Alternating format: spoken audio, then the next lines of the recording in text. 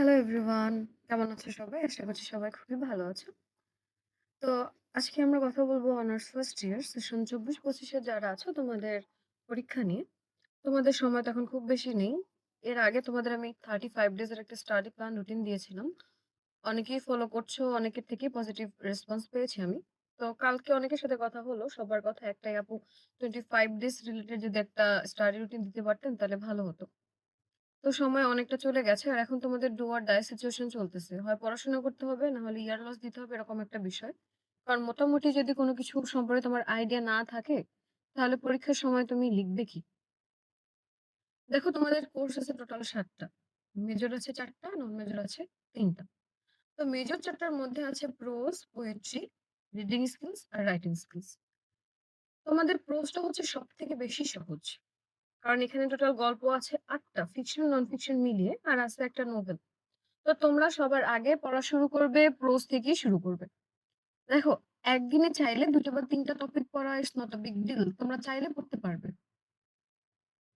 Topic পড়বে, টপিকের summary, theme, main message কি আছে এটা ভালো করে বুঝবে। তারপর ওই টপিক ধরে সাজেশন অনুযায়ী অথবা সাজেশন অনুযায়ী যে প্রশ্নগুলো আছে ওগুলো সলভ করবে।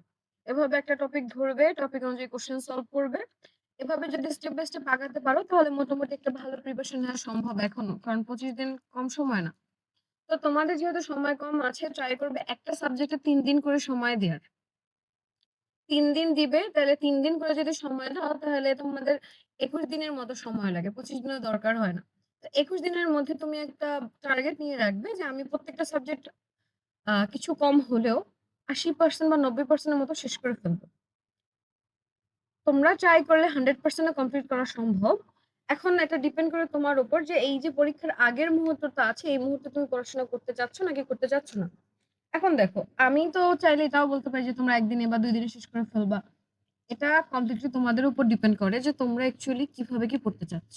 যাদের এখনো ভালো রেজাল্ট করার ইচ্ছা আছে যে না এতদিন পড়তে পারি নাই, নিজের হেলাফেলা ছিল অথবা বিভিন্ন প্রবলেম ছিল, কিন্তু এই সময়টা আমি কাজে লাগাতে চাচ্ছি, তোমরা দেরি না করে এখনই বই খাতা নিয়ে পড়তে বসে যাও।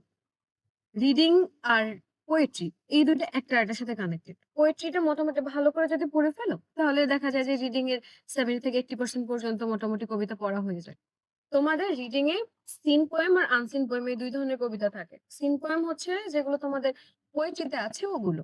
আর আনসিন পোয়েম হচ্ছে আগের সিলেবাসে যেগুলো ছিল এখন তোমাদের নেই, অথবা 2nd ইয়ার 3rd ইয়ার থেকে যে কবিতাগুলো থাকে, ছোট, ছোট কবিতা ওগুলো।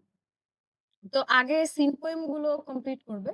কারণ সিন পোয়েম গুলো হওয়ার মানে হচ্ছে তোমার পোয়েট্রিটাও মোটামুটি কমপ্লিট হয়ে যাওয়া। আর এর পাশাপাশি সাজেশন অনুযায়ী আনসিন পোয়েম গুলো মোটামুটি দেখে যাবে। তো তোমাদের সময় হচ্ছে সিন পোয়েম আসার সম্ভাবনা বেশি, যেহেতু কোশ্চেন প্যাটার্ন চেঞ্জ হয়েছে। তারপর তোমাদেরও হচ্ছে নতুন, নতুন অনেক কবিতা এবার আসছে, যেটা আগের সিলেবাস ওভাবে ছিল না, তোমাদের সিলেবাস এসছে। তো সব দিক বিবেচনা করে আমার যেটা মনে হচ্ছে তোমাদের সিন পোয়েম আসার সম্ভাবনা বেশি। তবে আনসিন পোয়েম পড়ে রাখবে। বলা তো যায় না, ন্যাশনালি কোনো গ্যারান্টি নাই। এই। আর হচ্ছে পোয়েট্রির ক্ষেত্রে কবিতা পড়বে। ছোট কবিতা যেগুলো আছে ওগুলো ট্রাই করবে line by line text analysis করে পড়ার জন্য। প্যারাফ্রেজ দেয়া আছে তোমাদের মেইন বইতে। প্যারাফ্রেজ দেখবে, ক্রিটিক্যাল সামারি দেখবে, তাহলেই হচ্ছে।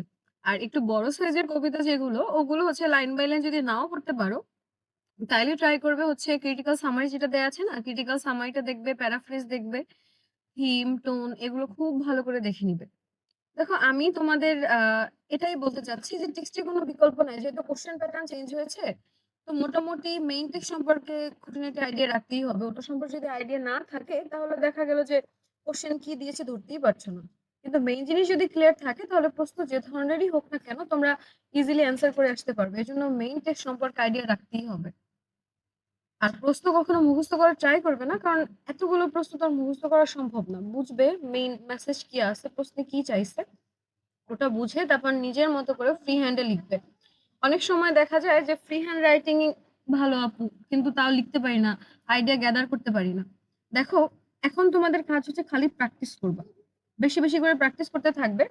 একটা জিনিস যখন লিখবে তখন এটা চিন্তা করবে না যে হচ্ছে কি হচ্ছে না। তোমার মাথায় যা, যা ইনফরমেশন আসে, যা, যা আইডিয়া আসে, তুমি ট্রাই করবে ইচ অ্যান্ড এভরি ডিটেইলস লেখার জন্য। তারপর তোমার কোনো মেন্টর হোক বা সিনিয়র হোক বা ভাই-বোন থাকুক, তাদের দেখাবে যে দেখো এখান থেকে ভুল কোনটা হচ্ছে। অনেক সময় যে প্রবলেমটা আমরা ফেস করি, আমাদের ভুল কোথায় হয় আমরা ওটাই ধরতে পারি না। আর ওটা ধরতে না পারার জন্য আমরা লেখার সময় ইতস্তত বোধ করি যে হচ্ছে না, মনে হয় ভুল হচ্ছে। তো এই ধরনের কনফিউশন রাখা যাবে না। লিখবে, লিখে একজনকে দেখাবে যে দেখো ভুলটা কোথায় হচ্ছে। ভুলটা আইডেন্টিফাই করার ট্রাই করবে। আবার অনেকের লেখায় দেখেছি প্রচুর ওভার রাইটিং থাকে। লেখাটা নিট অ্যান্ড ক্লিন ওয়েতে প্রেজেন্ট করার ট্রাই করবে সবসময়। ওভার রাইটিং, কাটাছেঁড়া এগুলো করবে না। আর হাবিজাবিও কিছু লিখবে না। প্রশ্নটা ভালো করে বুঝবে যে এখানে কি আছে। ওটা ভালো করে বুঝে ওটার প্রাসঙ্গিক যে অ্যান্সার আসে ওটাই লিখবে। অপ্রাসঙ্গিক কিছু লিখবে না। আর অ্যান্সারের ক্ষেত্রে কোটেশন মাস্ট। কোটেশন দেওয়া মানে হচ্ছে তোমার অ্যান্সারটাকে তুমি হচ্ছে খুবই চমৎকার ওয়েতে, খুবই স্ট্রং ওয়েতে প্রেজেন্ট করতেছো। তো ট্রাই করবে কোটেশন দেওয়ার। আর কোটেশন গুলো তো নিজের মতো করে বানাই লেখা যাবে না। মুখস্থ যদি করতেই হয় কোটেশন গুলো করবে। আর পয়েন্ট আকারে যারা লিখো, বিশেষ করে আমার স্টুডেন্ট যারা আছো, তোমাদের প্রত্যেকটা সাজেশনের সাথে সাথে মানে প্রত্যেকটা পিডিএফ এর সাথে সাথে আমি যে প্রশ্নগুলো দিয়েছি আমি পয়েন্ট করে দেওয়ার ট্রাই করেছি। তোমরা মুখস্থ করলে পয়েন্ট গুলো করবে, কোটেশন গুলো করবে, কিন্তু ভিতরের লেখা নয়। ভিতরের লেখাগুলো তোমরা তোমার মতো করে বুঝে বুঝে লিখবে। এখন একটা কথা আছে যে আপু পয়েন্টের এতগুলো কেমনে কি মুখস্থ রাখবো? সেক্ষেত্রে আমি যে টেকনিকটা ফলো করতাম তোমরা এটা ফলো করতে পারো। সেটা হচ্ছে কি, আমি আগে প্যারা করে লিখতাম। লেখার আগে উপর দিক থেকে কতটুকু স্পেস রেখে দিতাম। তো একটা প্যারায় যখন আমি ৫-৬ লাইন লিখি, ঠিক আছে? ওটা লেখার পরে যখন ওটা দেখি তখন ওটা সম্পর্কে কিন্তু একটা আইডিয়া চলে আসে। যে এই ৫-৬ লাইনে অ্যাকচুয়ালি আমি কি নিয়ে বলছি? নেচার নিয়ে বলছি, ডেথ নিয়ে বলছি, লাভ নিয়ে বলছি, সোল নিয়ে বলছি, কি নিয়ে বলছি? তো যখন তুমি ধরতে পারবে যে এই ৫-৬ লাইনে আমি এই জিনিসটা সম্পর্কে বলছি, ওই জিনিসটাই তুমি তোমার পয়েন্ট হিসেবে ইউজ করতে পারবে। আর কোটেশন ইউজ করার ব্যাপারে অ্যান্সারের সাথে রিলেটেবল লাইন সবসময় ব্যবহার করবে, ঠিক আছে? তুমি মন চাইলো একটা ব্যবহার করে দিলাম, বিষয়টা এরকম না হয়, প্রাসঙ্গিক হতে হবে অবশ্যই। এখন এখানে আমি তোমাদের একটা ট্রিক্স বলে দেই। সেটা কি, তোমরা যেকোনো টপিক থেকে ৩টা বা ৪টা কোটেশন মুখস্থ করবে, এর বেশি করতে হবে না। তো ওই ৩টা-৪টা কোটেশনই তুমি যখন অ্যান্সারে প্রেজেন্ট করবে তখন তোমার অ্যান্সারের সাথে সামঞ্জস্যতা রেখে প্রকাশ করার ট্রাই করবে। লেখার সময় লিখবে তো তুমি, এটা সম্পূর্ণ তোমার উপর ডিপেন্ড করে তুমি অ্যান্সারটা কিভাবে প্রেজেন্ট করছো। তুমি ট্রাই করবে কিছুটা কোটেশনের সাথে যেন সামঞ্জস্য থাকে। যেমন এলেক্স এর হ্যান্ড নোট নিয়েছো যারা, এলেক্স এর সব থেকে ভালো লাগছে আমার যে বিষয়টা, সেটা হচ্ছে ওরা কোটেশন সেম কোটেশনই মোটামুটি বারবার ঘুরে ফিরে সুন্দর কনটেক্সট অনুযায়ী সাজায় দিয়ে ইউজ করছে। তো তোমরা যারা কিনেছো এলেক্স এর হ্যান্ড নোট তারা তো ওটাই ফলো করতে পারবে। আর যারা কেনোনি, তোমরা হচ্ছে তোমাদের এই যে স্টাডি গাইড থাকুক বা মেইন বই থাকুক, এভাবে তোমাদের মতো করে ৩টা বা ৪টা কোটেশন মুখস্থ করে নিও, তাইলেই হবে। এখন যেহেতু অনেক বেশি সময় নাই, আমি তোমাদের বলবো না যে ১৫-২০টা কোটেশন মুখস্থ না করলেই হচ্ছে না।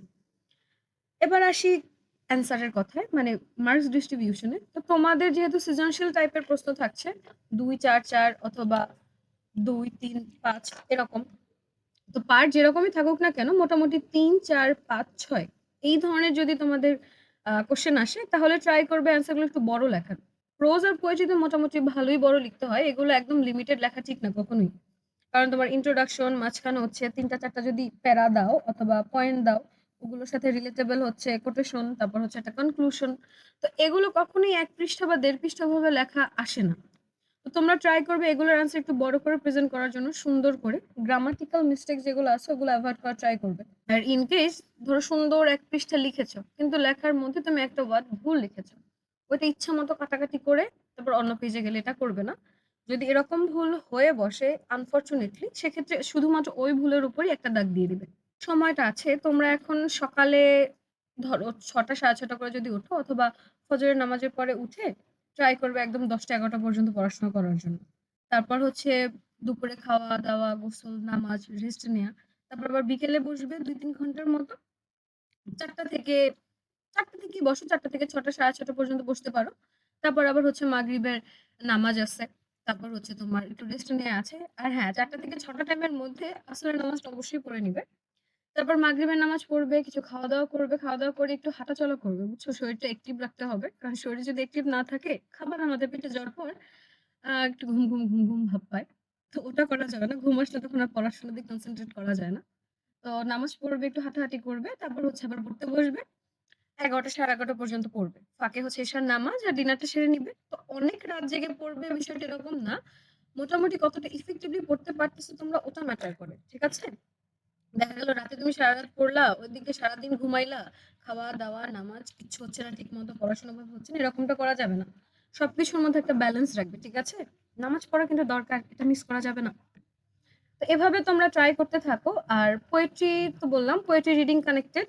পোয়েট্রিটা ভালো করে পড়বে। পোয়েট্রি পড়া হলে মোটামুটি রিডিং এর 70 থেকে 80% পর্যন্ত পড়া হয়ে যাচ্ছে। আর রিডিং এ পার্ট এ, পার্ট বি এর জন্য তোমরা প্যাসেজ প্র্যাকটিস করবে। আমার গ্রুপটা যদি দেখে থাকো, আমার গ্রুপে দেখবে আমি হচ্ছে তোমাদের পার্ট এ, পার্ট বি এর জন্য কিছু প্যাসেজ দিয়ে রাখছি। ওগুলোই ফলো করো, ওগুলোই প্র্যাকটিস করো। প্যাসেজ অ্যাকচুয়ালি ওভাবে কমন তো আসে না। জাস্ট দেখে রাখবে কি ধরনের প্রশ্ন আসে, অ্যান্সার গুলো কিভাবে প্রেজেন্ট করা আছে। তোমরাও ট্রাই করবে ওভাবেই প্রেজেন্ট করার। রিডিং এ লেখা অনেক বেশি বড় করার দরকার নেই। রিডিং হচ্ছে তোমার লিমিটেড লেখা। যে জিনিসটা চাইছে ওইটা একটু সুন্দর করে গুছিয়ে প্রেজেন্ট করতে পারলেই হলো। আর রিডিং এ তোমার গ্রামাটিক্যাল কিছু বিষয় আছে, চেঞ্জিং সেন্টেন্স যেমন simple, complex, compound, voice change, degree, এগুলো একটু ফলো করার ট্রাই করবে। এগুলো তো তোমরা অনেক আগে পড়েছো, রিসেন্ট কারোই পড়া হয়নি, তো এগুলো একটু ঝালাই দিয়ে নিবে। আর রাইটিং স্কিলটা হচ্ছে সবথেকে সহজ। এটা আমার মতে প্রোজের থেকেও সহজ। কেন বলছি? এই যে paragraph, letter, application, email, CV, তারপর হচ্ছে memo, press release, notice, report, বুক রিভিউ, তারপর হচ্ছে মিনিটস, প্রেজেন্টেশন, এগুলো কিন্তু সহজ। তোমরা মানো বা না মানো এগুলো কিন্তু আসলেই সহজ। এখন এখানে যে জিনিসটা আছে, শুধু এগুলো পড়লেই তো হবে না, এগুলোর সাথে কিছু কোয়েশ্চেন ও আছে। কোয়েশ্চেন গুলো একটু বুঝে, বুঝে মুখস্থ করবে। কারণ এগুলো চাইলেই বানায় লিখতে পারবে না।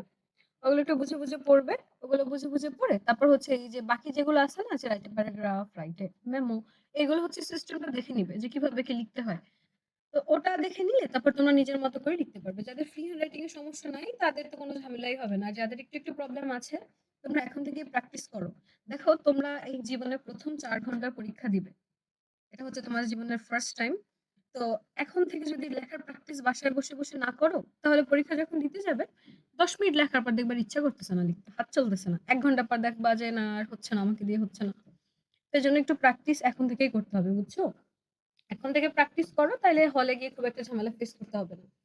আর ইউজ যেটা করবে, অনেকে বলতেছো গ্রিন পেন বলতেছে কলেজ থেকে ইউজ করতে অথবা অন্য কোনো কালার। দেখো আমি বরাবর ব্লু পেন ইউজ করে আসছি, আর আমি যতটা জানি ব্লু পেনটাই প্রিফার করে সবাই। তোমরা ব্লু পেনটাই ইউজ করবে। কোটেশনে পুরো কোটেশনটাই ব্লু পেন দিয়ে লিখবে। আর যদি পয়েন্ট একটা লিখো, পয়েন্টের নিচে দাগ দেওয়ার জন্য ব্লু পেনটা ইউজ করবে, হাইলাইট করার জন্য। ঠিক আছে? এভাবে ইউজ করতে পারো। তো পড়াশোনা করো। Best of luck everyone. Non major গুলো এভাবে পড়ার ট্রাই করো। যেহেতু এখানে হচ্ছে তোমার উপরে মেইন বই পড়ার তো কোনো ঝামেলা নেই। সাজেশন ধরো, আমার সাজেশন দেখো, বা আরো অনেকেই আছে সাজেশন ফলো করে রেখেছে, অনেক গ্রুপে আছে, ওগুলো ফলো করতে পারো। তারপর শেষ সাজেশন যারা কিনেছে অথবা দিগদর্শন, ব্যতিক্রম, ওগুলোতেও সাজেশন দেয়া আছে, ওগুলোও ফলো করতে পারো। আর তোমাদের যাদের হচ্ছে বই বা গাইড ওভাবে কেনা হয়নি, তোমাদের জন্য আমার সাজেশন যেটা, তোমরা ক্লাউডিয়াই নামে একটা অ্যাপস আছে। প্লে স্টোরে লিখে সার্চ দিলে পাবে। কিছুটা অরেঞ্জ কালারের। তো ওটা ইউজ করতে পারো। ওটা বেশ হেল্পফুল মনে হইছে আমার। তো তোমরা জাস্ট তোমাদের ইনস্ট্রাকশনটা যদি ঠিকঠাক ওয়েতে প্রেজেন্ট করতে পারো, তাহলে ও তোমাকে ঠিকঠাক ওয়েতে অ্যান্সারটা দিবে। ওটা দেখবে। আর এভাবে মোটামুটি পড়াশোনা শুরু করো। তারপরে যদি কারো কোনো হেল্প লাগে তাহলে আমাকে বলিও। ও হ্যাঁ, নিউ অনার্স ফার্স্ট ইয়ারে যারা আছো 25-26 সেশনে, তোমাদের কিন্তু এখনো ভর্তি কার্যক্রম চলছে আমার পেইড ব্যাচে। তো যারা, যারা ভর্তি হতে চাচ্ছ অতি দ্রুত আমার সাথে যোগাযোগ করবে। আর আমার গ্রুপে অ্যানাউন্সমেন্ট চেক করলে ওখানে দেখবে তোমাদের ভর্তি রিলেটেড সুন্দর করে অ্যানাউন্সমেন্ট দেয়া আছে। ওটা একটু পড়ে নিবে। আর যারা, যারা আমার গ্রুপে এখনো জয়েন করোনি তারা আমার গ্রুপে জয়েন করে নিবে। এবং আমি একটি ইউটিউব চ্যানেল খুলেছি। তোমাদের ভালো রেসপন্স পেলে আমি ট্রাই করব টপিক ওয়াইজ ওখানে রেগুলার ভিডিও আপলোড করে দেওয়ার। তো ভুল ত্রুটি হলে অবশ্যই মার্জনা দৃষ্টিতে দেখবে। আর কারো যদি কোনো ইনফরমেশন জানার থেকে থাকে তাহলে আমাকে জানিয়ে রাখবে। আমি ট্রাই করব ওগুলোর উপরও ডিটেইলে ভিডিও বানিয়ে দেওয়ার। তো ধন্যবাদ সবাইকে। Best of luck. পড়াশোনা করো। পড়াশোনার কোনো বিকল্প নাই। আর একটু পড়াশোনা করলেই যেখানে ভালো রেজাল্ট করা সম্ভব, সেখানে কেন করবা না বলো? পড়াশোনা করতে হবে। ফাঁকিবাজি আর চলবে না।